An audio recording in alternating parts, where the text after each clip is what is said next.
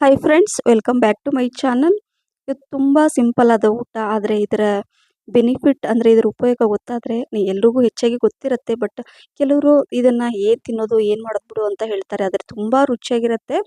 ಹಾಗಾಗಿ ಇದನ್ನು ಅವಾಗವಾಗ ಮಾಡಿ ತಿನ್ನಿ. ತುಂಬ ಶಕ್ತಿದಾಯಕ ಒಂದು ಆಹಾರ ಇದು.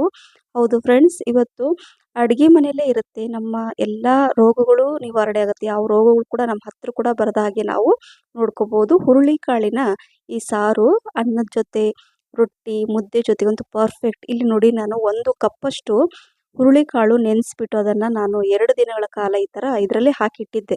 ನೋಡಿ ಎಷ್ಟು ಚೆನ್ನಾಗಿ ಮೊಳಕೆ ಬಂದಿದೆ. ಕಟ್ಟು ಇಟ್ಟಿಲ್ಲ ನಾನು. ಕೆಲವೊಂದು ಸಲ ಬಟ್ಟೆಯಲ್ಲಿ ಕಟ್ಟಿಡ್ತೀನಿ. ಕೆಲಸದ ಗಡಿಬಿಡಿಯಲ್ಲಿ ನಾನು ಹಾಗೆ ಇದನ್ನು ನೀರೆಲ್ಲ ಸೋದಿಸ್ಬಿಟ್ಟು ಇದನ್ನು ಮುಚ್ಚಿಟ್ಟಿದ್ದೆ. ನೋಡಿ ಎಷ್ಟು ಚೆನ್ನಾಗಿ ಮೊಳಕೆ ಬಂದಿದೆ. ಸೊ ಈಗ ಇದನ್ನು ಒಂದು 2 ಟೈಮ್ ಸ್ವಲ್ಪ ತೊಳ್ಕೊಳ್ಳೋಣ. ನೀಟಾಗಿ ತೊಳೆದ್ಬಿಟ್ಟು ಇದ್ರದ್ದೊಂದು ಸಾರು ಮಾಡ್ತೀನಿ. ತುಂಬ ರುಚಿಯಾಗಿರುತ್ತೆ. ಎಷ್ಟು ರುಚಿ ಇರುತ್ತೆ ಅಂದರೆ ತುಂಬ ಸಿಂಪಲ್ಲಾಗಿ ಮಾಡೋದು, ಆದರೆ ರುಚಿ ಮಾತ್ರ ಅದ್ಭುತ ಅಂತ ಹೇಳ್ಬೋದು. ಹುರುಳಿಕಾಳು ಹಾರ್ಸ್ ಗ್ರಾಮ್ ಅಂತ ಕೂಡ ಕರೀತಾರೆ. ಕುದುರೆಗೆ ಇರುವ ಶಕ್ತಿ ಇದರಲ್ಲಿರುತ್ತೆ. ಅಷ್ಟೊಂದು ಶಕ್ತಿದಾಯಕ ಒಂದು ಈ ಕಾಳು. ಸೊ ಹಾಗಾಗಿ ಅವಾಗವಾಗ ನೀವು ಇದನ್ನು ಉಪಯೋಗಿಸಿ. ನಾವು ಮಕ್ಕಳಿಗೆ ಇವಾಗಿಂದನೇ ನಾವು ಇದ್ರ ಬಗ್ಗೆ ಬೆನಿಫಿಟ್ ಏನಂತ ನಾವು ಅವ್ರಿಗೆ ಹೇಳಿದರೆ ರಿಯಲಿ ಅವರು ಕೂಡ ಇಷ್ಟಪಟ್ಟು ತಿಂತಾರೆ. ಇದು ಮಕ್ಕಳಿಗೆ ತುಂಬಾ ಇಷ್ಟ ಆಯಿತು ನಾನು ಈ ರೀತಿ ಮಾಡೋದ್ರಿಂದ. ಸೊ ಈಗ ಇಲ್ಲಿ ಒಂದು ಕುಕ್ಕರ್ ಇಟ್ಕೊಂಡಿದ್ದೀನಿ. ಇದರಲ್ಲಿ ಒಂದು 5ರಿಂದ 6 ಟೀ ಸ್ಪೂನಷ್ಟು ಎಣ್ಣೆ ಕೂಡ ಹಾಕ್ಕೊಂಡಿದ್ದೀನಿ. ಸೊ ಎಣ್ಣೆ ಬಿಸಿ ಆದಮೇಲೆ ಇಲ್ಲಿ ಸಾಸಿವೆ, ಸ್ವಲ್ಪ ಜೀರಿಗೆ ಹಾಕ್ಕೊಂಡಿದ್ದೀನಿ. ಹಾಗೆ ಸ್ವಲ್ಪ ಇಂಗು ಕೂಡ ಹಾಕ್ಕೋಬೇಕು. ನಂತರ ಸ್ವಲ್ಪ ಫ್ರೆಶ್ ಕರಿಬೇವು ಸೊಪ್ಪು ಹೆಚ್ಚಿಟ್ಟಿದ್ದೆ ನಾನು.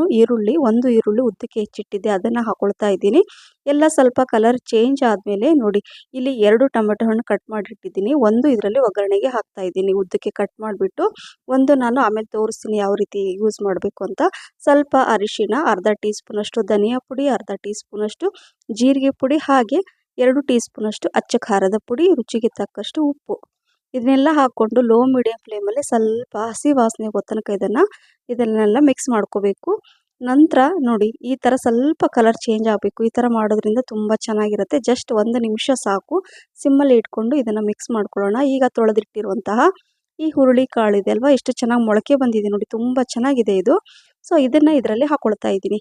ಈ ಹುರುಳಿ ಕಾಳನ್ನು ಹಾರ್ಸ್ ಗ್ರಾಮನ್ನು ಇದರಲ್ಲಿ ಹಾಕ್ಕೊಂಡು ಇದನ್ನು 1 ನಿಮಿಷ ಮೀಡಿಯಂ ಅಥವಾ ಹೈ ಫ್ಲೇಮಲ್ಲಿ ಇದನ್ನು ಚೆನ್ನಾಗಿ ಮಿಕ್ಸ್ ಮಾಡ್ಕೋಬೇಕು. ಉಪ್ಪು ಖಾರ ಎಲ್ಲ ಚೆನ್ನಾಗಿ ಅದು ಹೀರ್ಕೊಳ್ಳುತ್ತೆ ಈ ಥರ ಮಿಕ್ಸ್ ಮಾಡ್ಕೊಳ್ಳೋದ್ರಿಂದ. ಸೊ ನೋಡಿ, ಎಲ್ಲ ಚೆನ್ನಾಗಿ ಮಿಕ್ಸ್ ಮಾಡಿ ಒಂದು ಅರ್ಧ ಗ್ಲಾಸಷ್ಟು ಮಾತ್ರ ನೀರನ್ನು ಹಾಕಿದ್ದೀನಿ. ಹಾಕಿ ಸಿಮ್ಮಲ್ಲೇ ಇಟ್ಟಿರ್ತೀನಿ. ಅಥವಾ ಇದನ್ನು ಈ ಥರ ಅಂದರೆ ಮಿಕ್ಸ್ ಮಾಡಿ ಇಟ್ಬಿಟ್ಟು ಇದಕ್ಕೊಂದು ಸಿಂಪಲ್ ಆದ ಒಂದು ಮಸಾಲೆನ ರೆಡಿ ಮಾಡ್ಕೊಳ್ತೀನಿ. ಸೊ ಈಗ ನೋಡಿ, ಸಿಮ್ಮಲ್ಲಿ ಇಟ್ಟಿದ್ದೀನಿ. ಇಲ್ಲಿ ಒಂದು ಮಿಕ್ಸಿ ಜಾರಲ್ಲಿ ಈಗ ನಾನು ಒಂದು ಅರ್ಧ ಹೋಳಷ್ಟು ಅಂದರೆ ಒಂದು ತೆಂಗಿನಕಾಯಲ್ಲಿ ಅರ್ಧದಷ್ಟು ನಾನು ತೆಂಗಿನಕಾಯಿನ ಹಾಕ್ಕೊಂಡಿದ್ದೀನಿ. ಪೀಸ್ ಮಾಡಿ ಇಟ್ಕೊಂಡಿದ್ದೆ. ಸೊ ಇಲ್ಲಿ ನೋಡಿ, ಶುಂಠಿ, ಬೆಳ್ಳುಳ್ಳಿ, ಸೊ ಇದನ್ನೆಲ್ಲ ಹಾಕ್ಕೋಬೇಕು. ಅರ್ಧ ಈರುಳ್ಳಿ ಹಾಕ್ಕೊಂಡಿದ್ದೀನಿ. ಮತ್ತು ಒಂದು ಟೊಮೆಟೊ, ಒಂದು ಸ್ವಲ್ಪ ದೊಡ್ಡ ಗಾತ್ರದ ಟೊಮೆಟೊ ಹಣ್ಣು ತೊಳೆದು ಹೆಚ್ಚು ಹಾಕ್ಕೊಂಡಿದ್ದೆ. ಸೊ ಇಲ್ಲಿ ಸ್ವಲ್ಪ ಪುದೀನ, 2 ಇಂಚಷ್ಟು ಚಕ್ಕೆ, 2 ಏಲಕ್ಕಿ, ಸೊ ಒಂದು 10ರಿಂದ 15 ಕಾಳು ಮೆಣಸು, ಒಂದು 15 ಗೋಡಂಬಿ ಇಲ್ಲಾಂದರೆ ಕಡಲೆ ಪಫ್ ಇರುತ್ತಲ್ಲ ಪುಟಾಣಿ, ಅದನ್ನು ಕೂಡ ಹಾಕ್ಕೋಬೋದು. ಸ್ವಲ್ಪ ನೀರು, ಅವಶ್ಯಕತೆಗೆ ಎಷ್ಟು ಬೇಕೋ ಅಷ್ಟು ನೀರನ್ನು ಹಾಕ್ಕೊಂಡು ಇದನ್ನು ರುಬ್ಕೋಬೇಕು. ಈ ಮಸಾಲೆ ಇಷ್ಟಿದ್ರೆ ಸಾಕು. ಮತ್ತು ಬೇರೆ ಯಾವುದೇ ಪ್ಯಾಕೆಟ್ ಮಸಾಲೆ ಇಲ್ಲದೇ ನಾವು ಈ ರೀತಿಯಾಗಿ ಈ ಸಾರನ್ನು ಮಾಡ್ಬೋದು. ಈಗ ಇದನ್ನು ನಾನು ರುಬ್ಕೊಂಡಿದ್ದೀನಿ. ಸೊ ನೋಡಿದ್ರಲ್ಲ, ಆ ಹುರುಳಿಕಾಳು ಉಪ್ಪು ಖಾರ ಎಲ್ಲ ಹೀರ್ಕೊಳ್ಳುತ್ತೆ. ಒಂದು 5 ನಿಮಿಷದಲ್ಲಿ ನಾವು ಈ ಮಸಾಲೆನ ಮಾಡ್ಕೋಬೋದು. ಸೊ ನೋಡಿ, ಫೈನಾಗಿ ರುಬ್ಕೊಂಡಿರೋ ಮಸಾಲೆನ ಇದರಲ್ಲಿ ಹಾಕ್ಕೊಳ್ತಾ ಇದ್ದೀನಿ. ಸೊ ಹಾಕ್ಕೊಂಡು ಮಿಕ್ಸ್ ಮಾಡ್ಕೋಬೇಕು. ಈಗ ಇದಕ್ಕೆ ಎಷ್ಟು ಬೇಕೋ ಅಷ್ಟು ನೋಡಿಕೊಂಡು ನೀರನ್ನು ಹಾಕ್ಕೋಬೋದು.